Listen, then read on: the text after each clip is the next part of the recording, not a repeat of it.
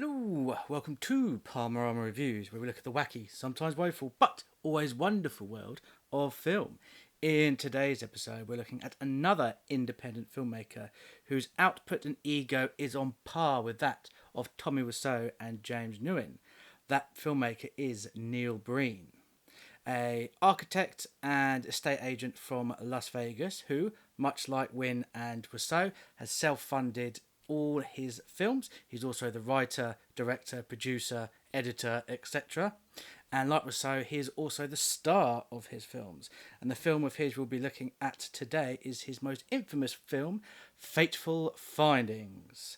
Now, in total, Neil Breen has made 5 films. He's made 2 before this one, but as this is his most well-known film, I thought I'd look at this first. This one is gonna be a long one. So long, in fact, I think I'm gonna have to split it into 2 parts. There is so much to get through in this film. There is so much fun to be had through reviewing it. And because I'd done a video in quite a while, I thought I'd do a feature-length one for you this time. So this is part 1 of Fateful Findings. Also, Fateful Findings is considered part of the holy trinity of So Bad It's Good films, alongside The Room and Birdemic, and if you want to include Troll 2, The Holy Square. But does Fateful Findings live up to that moniker? There's only one way to find out. This is Fateful Findings. Ready? Let's go.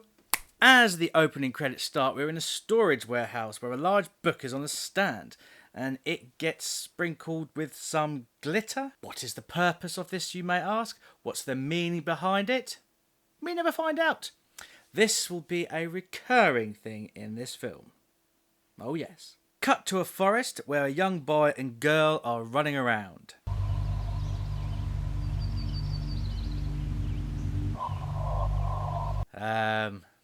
Okay. Look, Leah, a mushroom.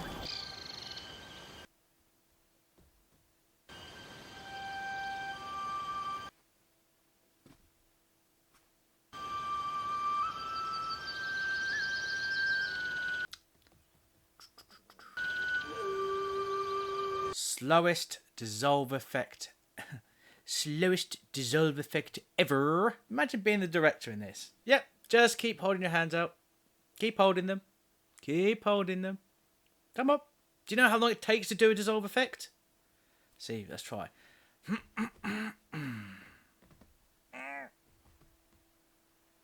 Almost. Ah, pants. What was that? Weird puff of smoke. As you can see, the mushroom has turned into a pouch containing a box. We can't leave the box empty. It's bad luck.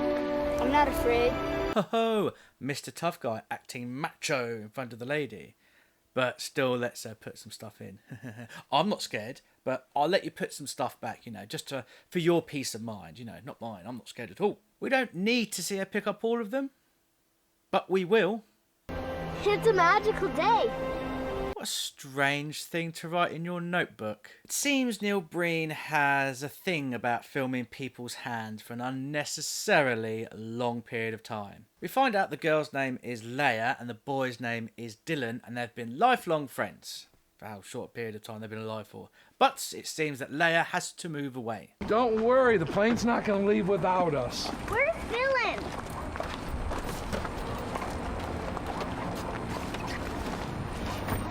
Where's Dylan? Oh, there he is. You'd easily spot him from miles away. Oh, bye-bye. Where is he? Oh, there he is. But Leah's father got transferred and they had to move. I never heard from her or saw her again. Bah! That wasn't jarring at all. This, ladies and gentlemen, is Neil Breen. No, nothing. Nothing special. Yeah. Didn't even say anything. His mouth's not even moving. Oh, such heavenly ADR already at the beginning of this film. Oh, we're going to be in for one heck of a hilarious ride.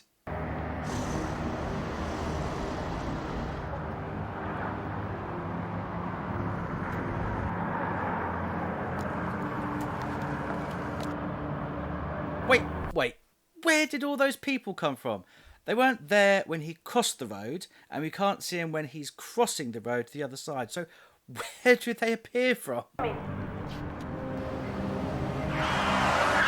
Oof! But how could the driver of the Rolls not see him, considering how slow he was driving? Rich for you. Out the way, peasant. Dylan? Dylan, what's going on? Talk to me. So Neil Breen is the grown-up Dylan, so we're about, 40-odd years into the future?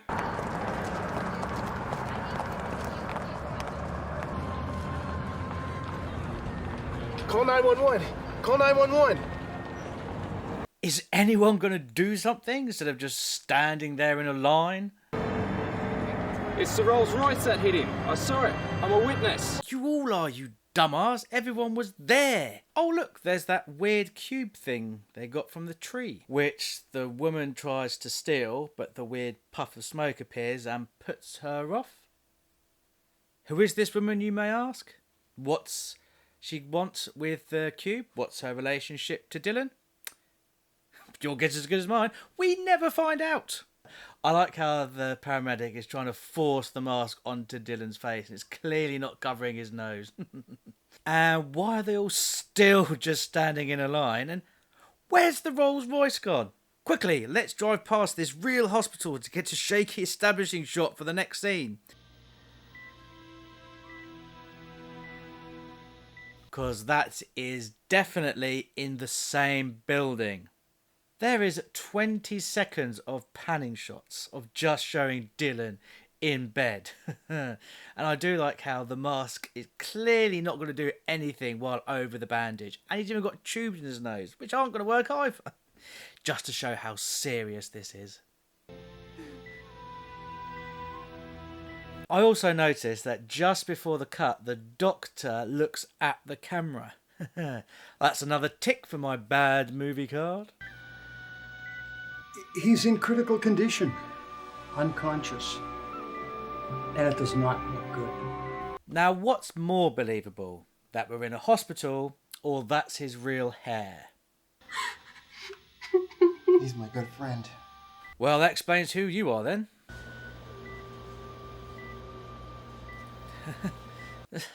All those gas canisters are set at 0, which means either they're off or they're empty.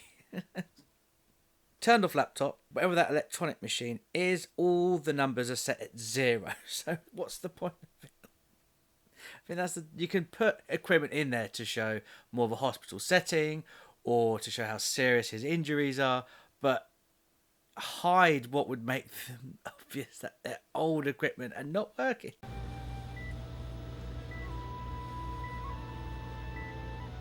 Excuse me.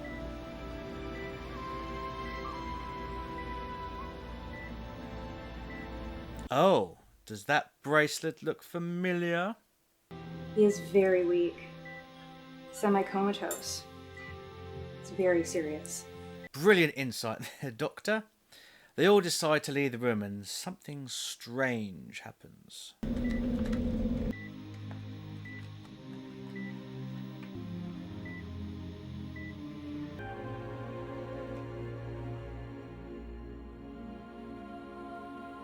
Oh, we did not need to see that.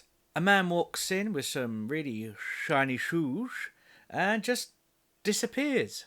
Who is it? What significance does he hold?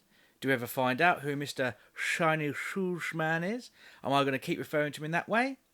Well, I can answer the last question. Yes, I will. We are back at Dylan's house, where the carpet is exactly the same as the one in the hospital.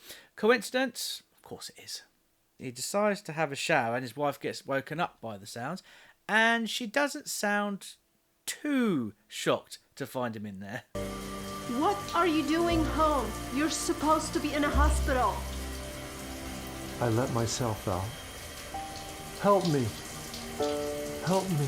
Jess, help him. He's bleeding bucket loads. At least a whole bucket of fake blood, it seems.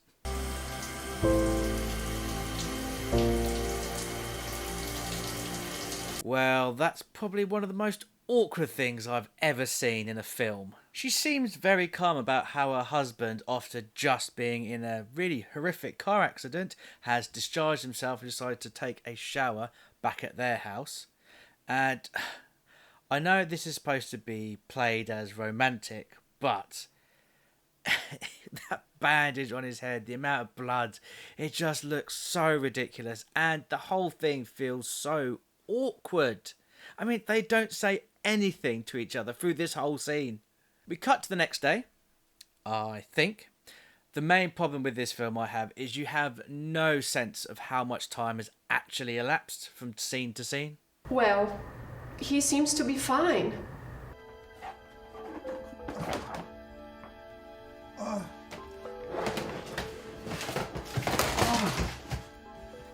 Oh yeah, he seems to be in tip-top shape.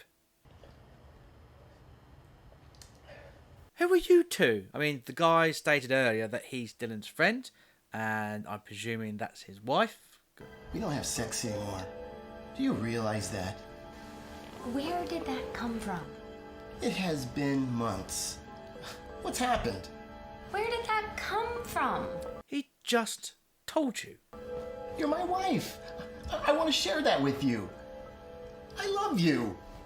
I'm very busy. Well, sounds like you two are quite stressed, and then you know what they say about what's the best thing to relieve stress? Hot bath. Not too hot though. You want to be able to ease into it nicely. Maybe add some bubbles if that's your thing. Maybe play some 80s and 90s power ballads, some scented candles. You'll be mush come bedtime. Or just have sex. I mean, it does release endorphins that help you relax as well. Now, this next scene actually has some structure and coherent story to it. Dylan wants his pills. His wife, who is called Emily, though he hasn't actually said her name yet, gets them for him, but first pockets some, showing the audience that she has a pill problem. Dylan, on the other hand, doesn't want to rely on them and throws them in the toilet. Not sure why he had to lift the seat up and why he doesn't flush them. Emily now takes them out of the toilet, showing that she fully has a pill problem and that Dylan doesn't know about it. This is what a film is supposed to do. Film is a visual medium, so you don't need lots of dialogue and exposition to tell the audience exactly what's happening. If done correctly, through camera work, props and movement of the actors, the audience can figure out for themselves what's going on. Take a Hitchcock film, for example, Rear Window. At the beginning of the film, there is no words said, just panning through Jimmy Stewart's character's apartment, and you can tell that he's a photographer, a very accomplished photographer. He had an accident and he's broken his leg, and now he's stuck in said apartment. However, we are 25 minutes into this film, and that's the only thing that's been able to be coherent through camera work. I feel like I've jinxed myself now. Now where are we? Oh, I don't need to see more Breen buttocks. What were you just then? That's what I'd like to know too. I'm presuming that the bin bag room is supposed to represent the inside of the cubed jewel. I mean, it's hinted at that it's a magical thing, and according to the Wikipedia page, when he gets hit by the car, it sort of opens up his mystical powers. I had to get this from the Wikipedia page, which I presume is written by Neil Breen. Dylan then goes to see his psychiatrist, who I'm guessing must have some very large group sessions going by the size of that table. I offered you medication that would help you. I'm feeling less stable.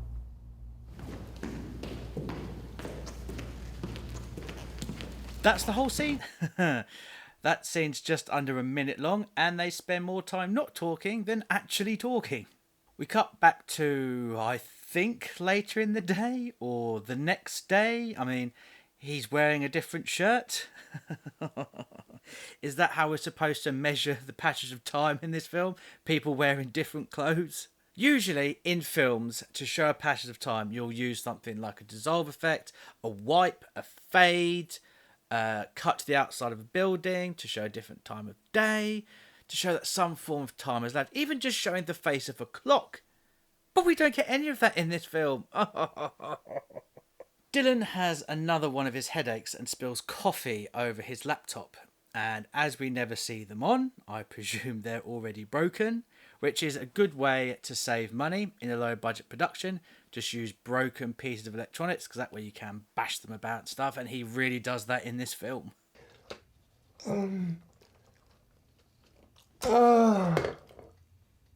Well, we knew that was going to happen, didn't we? I felt like I had to show this clip just purely for comedic purposes. And also this one. You care more about that car than me. You would rather be drunk in here than with me? Right now. Gives me more pleasure than you did the past few months. Screw you!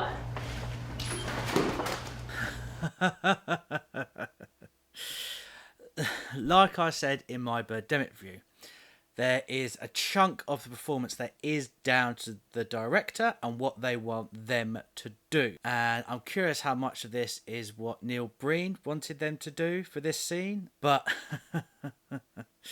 the inflections and the pacing is just completely off. The pauses that he has just stop any flow of dialogue whatsoever. You just need to edit it down a bit more and you'll get that pace. There's always a long pause where they're waiting to speak, and then a gap, and then cut. I know it looks like I'm nitpicking, but this happens in every single piece of dialogue in the film. It really grates on you after a while. Why don't you and Jim come over for dinner? We'd love to come over. We could really use the break. Great! See you then. They're in different clothes, so obviously there has been some passage of time, but they never actually establish when they're going to have the dinner. So at some point in the future, they're all sitting down to dinner and just smiling. No one says anything for 10 seconds. Also, for the close-up shots, I don't think anyone is actually sitting next to each other. For example, I'm so glad you could all come for dinner. We're glad to visit. he's sitting next to her in the long shot, but when it comes to the close-up shot, he's not looking in the same direction as where she would be sitting. I still can't believe you're up and around so fast. That is amazing. I'm still sore, but feeling much better, thanks. Dinner will be ready soon. I'm hungry. I can't wait for dinner. It seems like it never happened. I've got great family genes.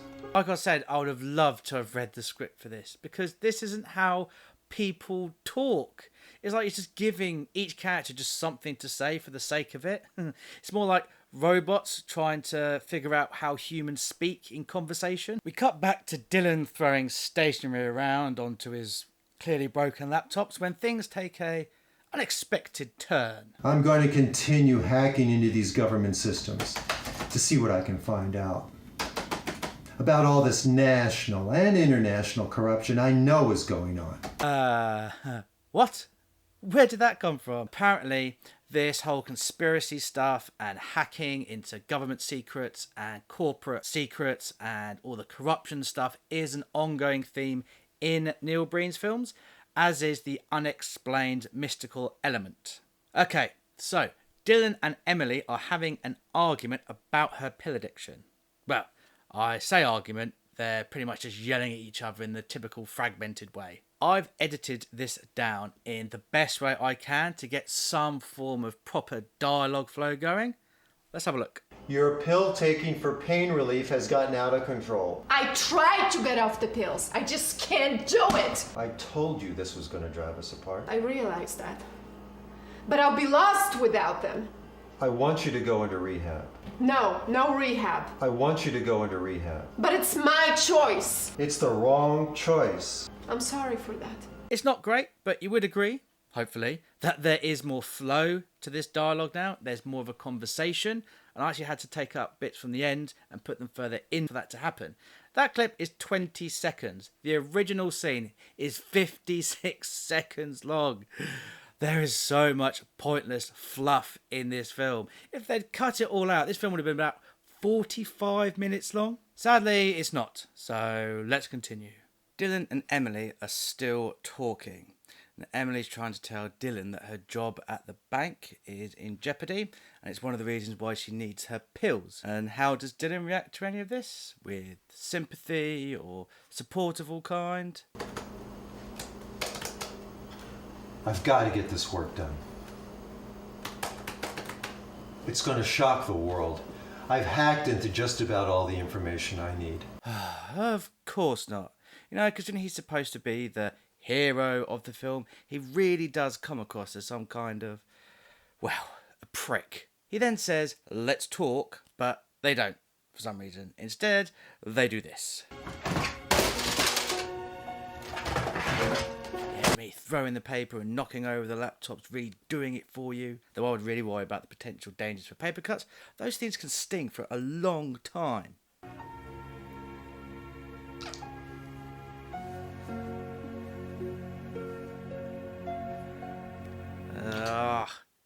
It's just so awkward. Every time they kiss, it just gives me the ick. Ugh. After that, Dylan then goes to see his other shrink, who seems to have the completely opposite sized room compared to the other one. She somehow knows about these mystical powers of Dylan's, but again, what she says is just so vague. We then get this.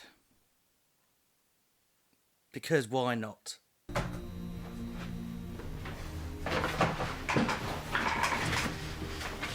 It's late. Come to bed. Yes, you can tell how late it is by the amount of sunshine coming through those blinds. I'd love to, but I need you to go away now. I have too much to do. God, Dylan, you are such a prick. Emily confronts him later. Are you having an affair? That's it, isn't it? You are, aren't you? No, I'm not having an affair. Don't be ridiculous. Some form of agency or any emotion would be really helpful here, Dylan. I haven't told you the truth, though. I knew it. There is another girl. No, that is not true. Subtle. Don't think she picked up on that. Also, what other woman? You've not mentioned another woman, so why are you looking so suspicious? I have not been writing another novel. I've been hacking into government and corporate international secrets all over the world. And I'm going to expose them all. And no one knows I'm doing it. No one knows. What? Are you crazy? That's dangerous. This is the 4th time you've said this in 10 minutes. And he told you earlier. Why are you so surprised? Did anybody proofread this script? We know they didn't. No. Don't tell anyone. Bonk. We get another scene of Dylan inside the cube, and I know this is probably the most used word in this review, but why? Why do we have to see him naked again? In case you're wondering, no, we never find out what the book is about, what's in the book, or what's its purpose. Usually in bad films, you get an over amount of exposition, just a massive dump, over-explaining everything to the audience. But this film is the polar opposite. We get barely any information as to what is going on. They're now having a barbecue where everyone's in a different position in each shot. So it's Jim, Emily and their daughter Ali. All of a sudden, they have a special visitor. The doctor at the hospital. It's nice to see you. I'd like you to meet my fiancé, Tim. Who invited them? They're shaking Jim's hand. He was at the hospital. Amy wasn't at the hospital. And Emily's just noticed them. And Dylan was in a coma. So who invited them? How did they get their address to get to the barbecue? That's quite a big plot hole. She then gets a call or notification, which is dialing tones.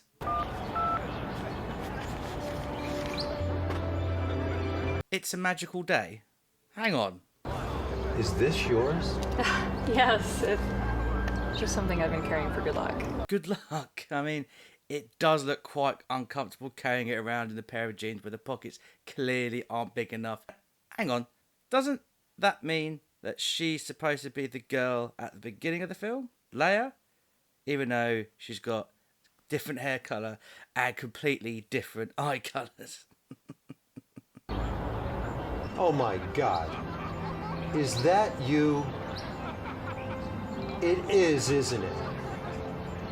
It's you, Leah. Was he delaying saying her name because he couldn't remember it and he was just trying to figure it out? I mean, that happens to me all the time. I'm brilliant with faces, but I'm terrible with names. I remember at uni once, I knew this guy for about 2 years, and I completely forgot his name when we met, but he always knew mine. It's like, oh, how you doing, Palmer? How's it going, Palmer? I'm like, yes, I'm good, thanks, mate. How are you doing, man? It's only when we eventually ended up living together that I found out his name and never forgotten it since. Sean! How you doing, Sean? It's always good to see you, Sean. I wonder what he's doing nowadays. I'll have to find him on Facebook. What's his surname? Oh. I had no idea. I couldn't see your face. Gosh, I never thought to look at the name on the chart. You're a doctor. That's one of the first things you're supposed to do when visiting a patient. Though it would be quite hard to recognise him, considering he's gone from this to this.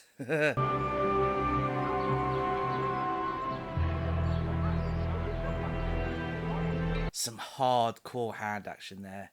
I don't know whether I should blur it or not. I can't believe it's you. I think of you every day. Since when?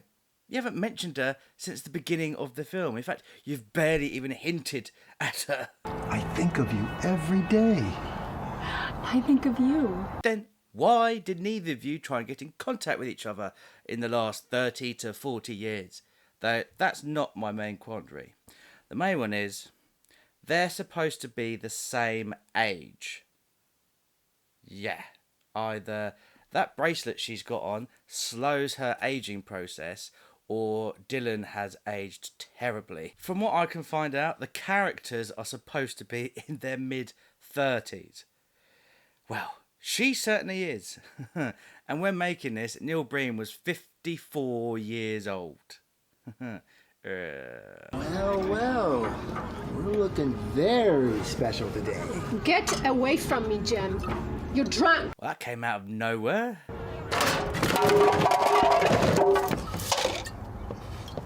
Just to hit home how drunk he is. If that's even the same actors, as we can't see their faces. Well, it was so nice to meet you all.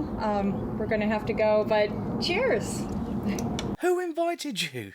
Also, I love how they're all standing so naturally in a semicircle. Very theatrical, I'd say. Things take a stranger turn, if that's possible. Dylan is in his office, and then Ali ends up going into the pool. Dylan hears the splashes and goes to look out the window.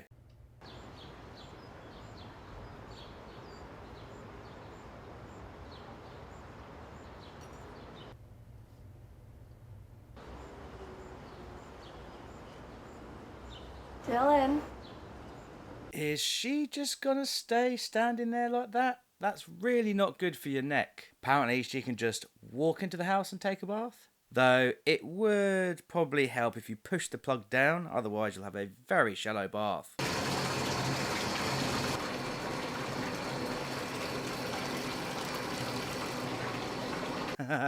Probably the biggest reaction he's actually done in this film so far.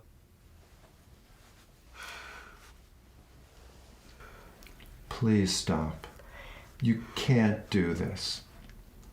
Please, don't do it anymore. I have noticed that Neil Breen has the most dialogue in this film compared to anyone else.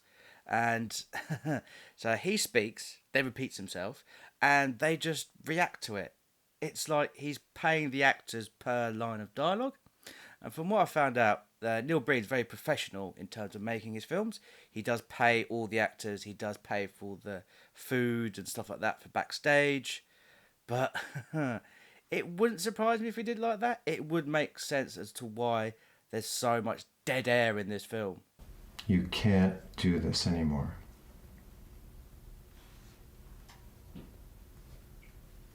It also makes the scene that bit more uncomfortable. We're not told what Ali's age is, but we're assuming that it's around college, university age, because the actress, Danielle Andrade, was 19 years old when making this film. However, it then leads to the most awkward and uncomfortable and unnecessary scene in the film. Anymore.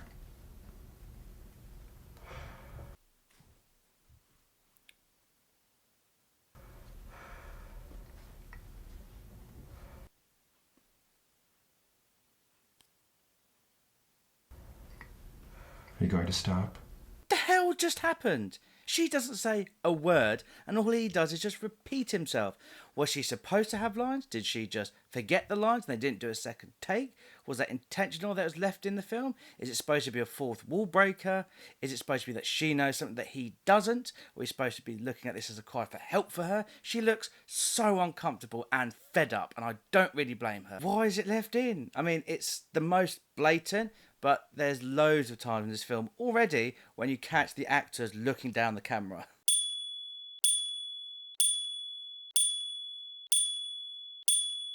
I just found her swimming topless in our pool. Then I find her taking a bubble bath in our tub. I told her never to come over again unless she called first. Yeah, kind of her coming over here unannounced. I have important hacking to do.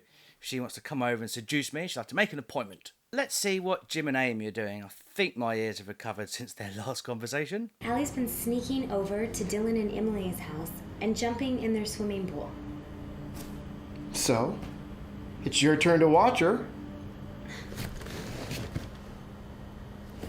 Stay away from me. Seems Amy can't stand no more and wants to teach Jim a lesson. I'm gonna shoot this damn car up full of holes! No! Whoops. Oh, and Allie has suddenly turned up. You killed him. Dad! No! Allie! Dad! Don't go in there! Dad! Don't look! Dad! Superb sense of urgency there. Amy gets Allie to call 911, though probably not the best idea as she's just accused you of murder. Amy then tries to make it look like a suicide. Yeah, that's definitely going to convince them. He killed himself! He killed himself! Oh my god. How would he have committed suicide by shooting himself in the back of the neck? This next scene has become quite infamous, and you'll see why. Jim! Jim! How could you have done this? Jim! I can't believe you committed suicide. I cannot believe you committed suicide. How could you have done this? How could you have committed suicide?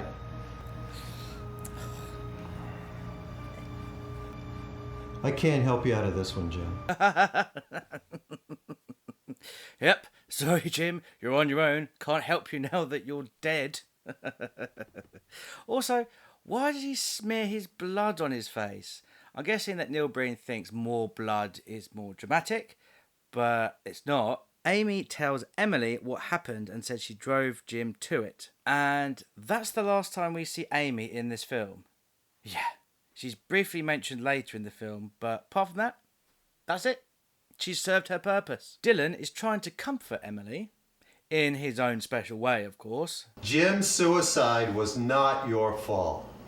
You can't blame yourself. It was not your fault. I pushed him at the barbecue. Over the edge. He wasn't a bad person. He came on to you because he was drunk and started touching you inappropriately. You were fully in your right to push him away. You're better off without me.